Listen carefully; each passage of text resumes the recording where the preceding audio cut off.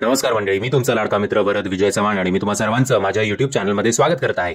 मंडळी, finally multiple delays नंतर अजय देवगण याचा मैदानमध्ये उतरलेला आहे आणि तुम्हाला माहितीच असेल की हा बायोपिक आहे सय्यद अब्दुल रहीम यांच्यावर, जे मॅनेजर होते आपले इंडियन फुटबॉल टीमचे 1950 पासून त्यांच्या मृत्यूपर्यंत, म्हणजेच 1963 पर्यंत.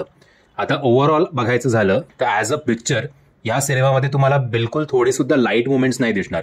तुम्हाला एक heavy drama, emotional roller coaster ride वर तुम्ही बसलात असं तुम्हाला हा चित्रपट बघताना वाटेल. त्यामुळे हेवी ड्रामा असल्यामुळेच चित्रपटाचा जो फर्स्ट हाफ आहे तो आहे 70 मिनिटाचा.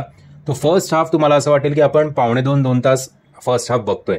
सिनेमा ऍक्च्युली मैदानात उतरतो आणि मैदान गाजवतो ते या सिनेमाच्या इंटरव्हलच्या नंतरच्या भागामध्ये, जो अप्रॉक्सिमेटली 115 मिनिटाचा असेल किंवा 120 मिनिटाचा असेल. बट तो सेकंड पार्ट मोठा असून सुद्धा त्याच्यात भरपूर एंटरटेनमेंट आहे. का? कारण ते फुटबॉल मॅचेस तुमच्यासमोर ज्या पद्धतीने प्रेझेंट करण्यात आले आहेत ते खूप उत्तम आहेत. ऍक्टिंग वाईज बघायचं झालं तर अजय देवगण ही भूमिका जगलाय. अजय देवगणपेक्षा गजराज राव ही व्यक्तिरेखा त्यांनी खूप चांगल्या पद्धतीने साकारली आहे. प्रियमणी हिचं काम सुद्धा उत्तम आहे.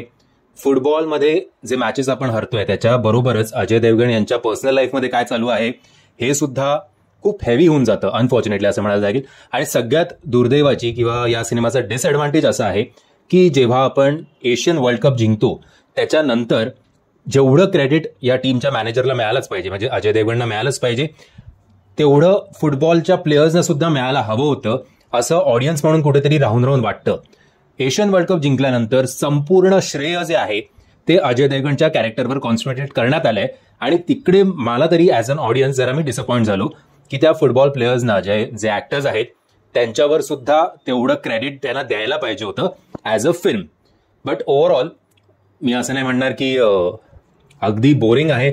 बट जर तुम्हाला heavy drama with different kind of emotions असा चित्रपट जर तुम्हाला आवडणार असेल आणि जर तुम्ही हा मोठा सिनेमा बघण्यासाठी तयार असाल तर हा तुम्हाला वन टाइम वॉच म्हणून सिद्ध होऊ शकतो. जरा याच्यात कमर्शियल एलिमेंट्स असते, थोडे लाईट मोमेंट्स असते प्लेयर्स मधले आपापसात किंवा प्लेयर्स मधले कोच बरोबर, सिलेक्शन कमिटी बरोबर, गजराजराव बरोबर प्रत्येक वेळेला सिरियस राहायची आणि आर्ग्युमेंटेटिव्ह सीन्स लिहायची गरज नव्हती. कोणतरी गजराजरावला सुद्धा त्याची नकळत खेचतंय असे काही काही मोमेंट्स जर या सिनेमामध्ये आले असते तर आपण प्रत्येक फुटबॉल प्लेयर्सशी आणि अजय देवगणच्या कॅरेक्टरशी जास्त कनेक्ट झालो असतो.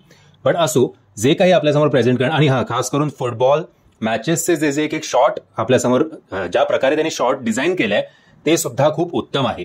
त्यामुळे फुटबॉलच्या मॅचेस खरंच खूप रंगतात, याच्यात काहीही शंका नाहीये.